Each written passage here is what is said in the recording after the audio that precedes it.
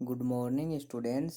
आज हम अपना षष्ठ अध्याय लोट लकार है आज्ञार्थक है अर्थात लोट लकार का अर्थ होता है आज्ञार्थक काल, आज्ञा देना। ठीक है, आदेश देना या आज्ञा देने हेतु। जैसे हम किसी को आज्ञा दें, जैसे मैं आपसे कहूँ कि तुम पढ़ो, तुम दोनों पढ़ो, तुम सब पढ़ो। ठीक है, तो ये क्या है, मैं आपको आदेश दे रहा हूँ और आदेश देने के लिए हम किसका प्रयोग करेंगे? लोट लकार का। ओके, जैसे वर्तमान काल के लिए हम लट लकार का प्रयोग करते हैं, जैसे वह पढ़ता है, और भूतकाल के लिए हम लंग लकार का प्रयोग करते हैं, जैसे वह पढ़ता था, और भविष्यत काल के लिए हम लिट लकार का प्रयोग करते हैं। उसी प्रकार आज्ञा देने के लिए कि जैसे तुम पढ़ो, इसके लिए हम लोट लकार का प्रयोग करते हैं। देखो, लोट लकार का प्रयोग आदेश या आज्ञा देने के लिए किया जाता है। लोट लकार में धातु के साथ निम्नलिखित प्रत्यय जोड़कर क्रियाएं बनाई जाती हैं। जैसे पुरुष 3 होते हैं, प्रथम है, मध्यम है और एक नीचे है, उत्तम है। ठीक है, और वचन भी 3 हो गए, एक वचन, द्विवचन और बहुवचन। और ये रूप जो बन रहा है किसका बन रहा है? लोट लकार का। अब देखो, लोट लकार का रूप बनाने के लिए प्रथम पुरुष एक वचन में हम धातु के साथ में अतु जोड़ते हैं। जैसे पठ धातु है तो ये क्या बन गया? पठतु। द्विवचन में हम एताम जोड़ते हैं, जैसे पठ धातु है तो ये क्या बन गया? पठताम। बहुवचन में हम अंतु जोड़ते हैं, पठ के साथ में अंतु जोड़ेंगे तो क्या बन गया? पठंतु। ठीक है, अर्थात लोट लकार प्रथम पुरुष में रूप कैसे चलेगा? पठतु, पठताम, पठंतु। ठीक है, जैसे और इनका प्रयोग वह, वे दोनों, वे सब, यह, ये दोनों, ये सब, या किसी का नाम। जैसे वह पढ़े तो वह के लिए क्या आ जाएगा? सह पठतु। और वह पढ़े, अगर वह स्त्रीलिंग है, कोई बालिका के लिए ये बात कही जा रही है, तो क्या आ जाएगा? सा पठतु। ठीक है, ओके। तो ये हमें वाक्य के अनुसार पता लगता है। संस्कृत वाक्य जैसे सा पठतु लिखा हुआ है, इसका मतलब क्या हो गया? वह पढ़े। ये किसको कहा जा रहा है? किसी बालिका को कहा जा रहा है। ओके, और वाक्य में ये हो सह पठतु, इसका अर्थ क्या हो गया? वह पढ़े। कौन? कोई बालक, यहाँ पे किसी बालक को यहाँ पे पढ़ने के लिए कहा जा रहा है। ओके, सह हो तो बालक को कहा जा रहा है, सा हो तो बालिका को कहा जा रहा है। इसी प्रकार सह तौ, तौ पठताम, वे दोनों पढ़ें। कौन? कोई दो बच्चे, उनको कहा जा रहा है कि तुम दोनों पढ़ो। ठीक है, तुम दोनों नहीं, वे दोनों पढ़ें। ओके, और ते पठताम हो, इसका अर्थ क्या हो गया? वे दोनों पढ़ें। यहाँ पे वे दोनों कोई बालिकाएं हैं। ते पठंतु, ते के साथ में अगर पठंतु हो, अर्थात सह तौ ते, वह, वे दोनों, वे सब। ठीक है, ते का अर्थ यहाँ पे क्या है? वे सब। पठंतु, वे सब पढ़ें। तो यहाँ बहुत सारे बालकों को कहा जा रहा है, 2 से अधिक बालकों को कहा जा रहा है कि वे सब पढ़ें। ता है पठंतु, अर्थात वे सब पढ़ें। सा ते ता है, यही होता है ना, सा ते ता है। और ये किसके लिए आता है? स्त्रीलिंग के लिए। इसका मतलब वे सब कौन है? यहाँ पे ता है आते ही बालिकाएं, वे सब बालिकाएं पढ़े। बात करें हम मध्यम पुरुष की। मध्यम पुरुष में धातु के साथ में एक वचन में ए जुड़ता है। जैसे पठ धातु है, ए जुड़ गया तो पठ ही बन गया। और द्विवचन में अतम जुड़ेगा, क्या जुड़ेगा? ए तय में। पठ है तो यहाँ पे क्या बन जाएगा, ये बन जाएगा पठ तम। ओके। और यहाँ बहुवचन में अत जुड़ता है, पठ धन अत पठत, पठ पठतम पठत। मध्यम पुरुष की बात यहाँ पे हो रही है और मध्यम पुरुष में प्रयोग किसका होता है, तुम दोनों और तुम सब। तुम पढ़ो, ये वाक्य हो, इसको संस्कृत में हम बनाएं तो तुम को क्या कहते हैं, तवम। और तवम के साथ में मध्यम पुरुष आज्ञा दी जा रही है तो लोट लकार का प्रयोग। लोट लकार मध्यम पुरुष एकवचन में क्या बनता है, पठ। तवम पठ। तुम दोनों पढ़ो, तुम दोनों को संस्कृत में क्या कहते हैं, युवाम और पठतम। तुम सब पढ़ो, यूयम पठत। ओके। इसी प्रकार बात करें हम उत्तम पुरुष की, तो उत्तम पुरुष में क्या बन जाएगा, हमें क्या लगाना है, एक वचन में आनी, तो पठ धन आनी क्या बन गया, पठानी। द्विवचन में क्या बनेगा, आव जुड़ेगा तो क्या बन जाएगा, पठाव। और बहुवचन में आम जुड़ता है तो क्या बन जाएगा, पठाम। तो आपको ये याद रखने हैं, पठानी, पठाव, पठाम। ओके। और सबसे बड़ी चीज़ ये याद रख लेना, लोट लकार में विसर्ग नहीं लगते हैं। लोट लकार में विसर्ग नहीं लगते हैं किसी भी रूप में, यहाँ कोई विसर्ग नहीं लगा हुआ है। देख लो आप, देखो, मैं पढ़ूं, अहम पठानी, हम दोनों पढ़ें, आवाम पठाओ, हम सब पढ़ें, वयम पठाम। ओके। अब ये यहाँ पे एक दृश्य है, गुरुकुल का दृश्य है। गुरुकुल अर्थात आज जिस प्रकार हम विद्यालय में पढ़ते हैं उसी प्रकार प्राचीन समय में गुरुकुल होते थे और गुरुकुल में शिक्षा होती थी। ठीक है। विद्यार्थी या शिष्य गुरुकुल में ही रहते थे, जिस प्रकार आज हम हॉस्टल में रहते हैं उसी प्रकार। ठीक है। तो यहाँ एक गुरुकुल का दृश्य है, देखो क्या बातें हो रही हैं।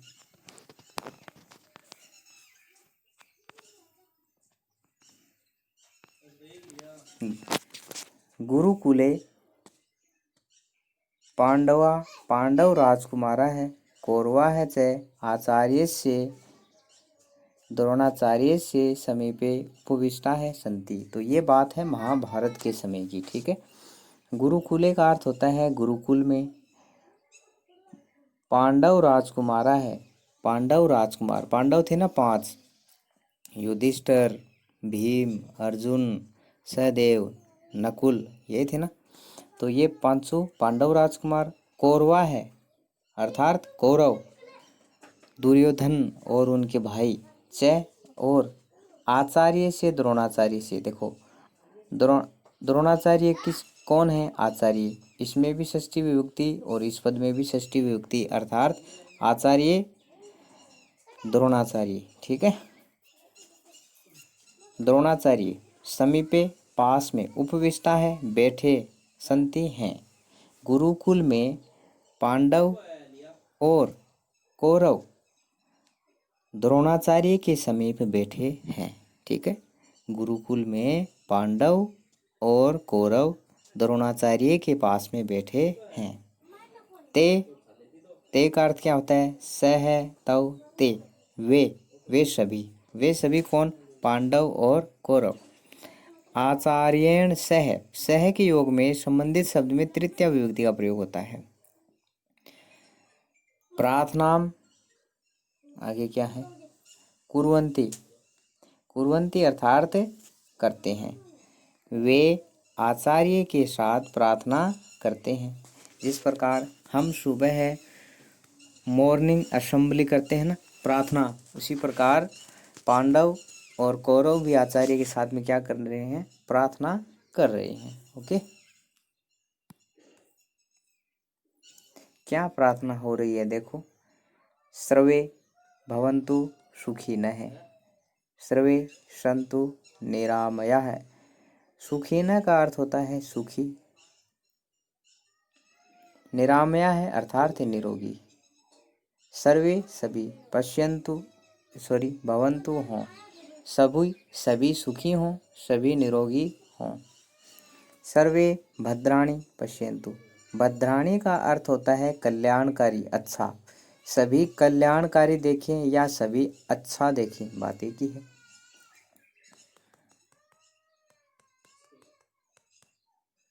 माँ का अर्थ होता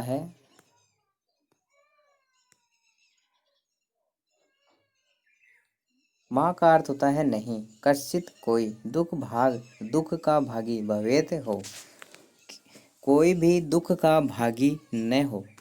तो इस पूरे श्लोक का अर्थ क्या हो गया? सर्वे अर्थात सभी सुखी हों, सभी निरोगी हों, सभी अच्छा देखें, कोई भी दुख का भागी नहीं हो, अर्थात कोई भी दुखी नहीं हो। ओके, ये सभी कौरव और पांडव गुरु आचार्य के साथ प्रार्थना कर रहे हैं। आगे देखो, सर्वे राजकुमारा है, सभी राजकुमार आचार्य वयम प्रणमामः है। देखो वयम के साथ में उत्तम पुरुष का प्रयोग हुआ ना। सभी राजकुमार आचार्य हम सब प्रणाम करते हैं, आचार्य को हम सब प्रणाम करते हैं। आचार्य क्या कह रहा है? आयुष्मान भवत। आयुष्मान का अर्थ होता है लंबी आयु, भवत हो अर्थात लंबी आयु वाले हों, चिर जीवित, अधिक समय तक जियो। आपकी आयु लंबी हो और आप अधिक समय तक जियो।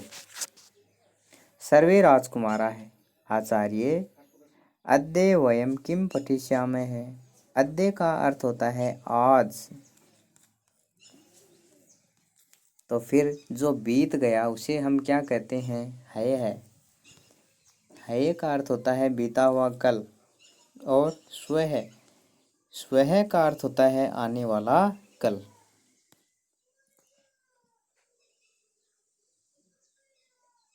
आज वयम का अर्थ होता है हम सब, किम का अर्थ होता है क्या, पठिष्यामः है पढ़ेंगे। ये देखो ये लिरिट लगा रहा ना, पठिष्यामः है।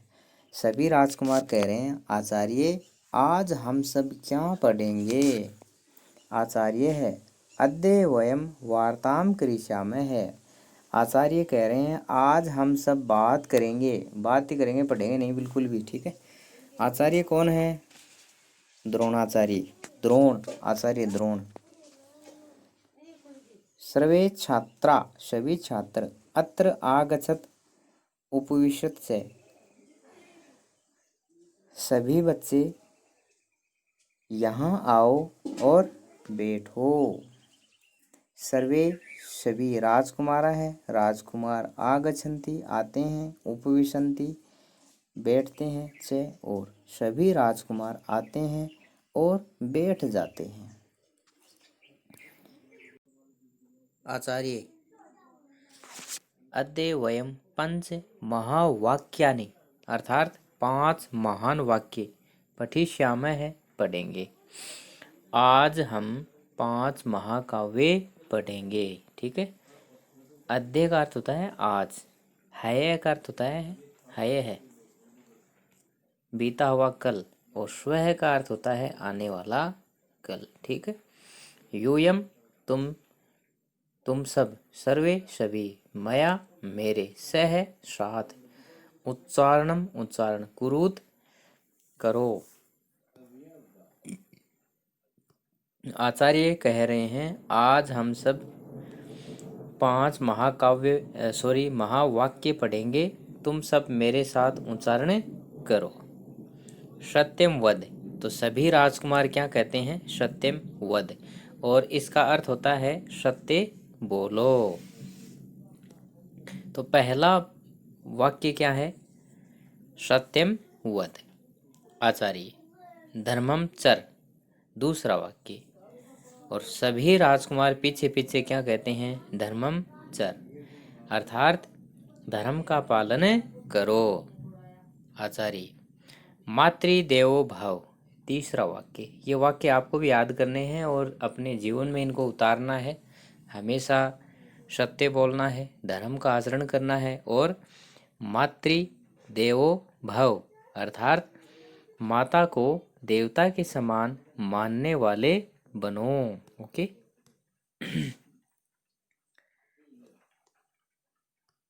आचार्य ये हो गया।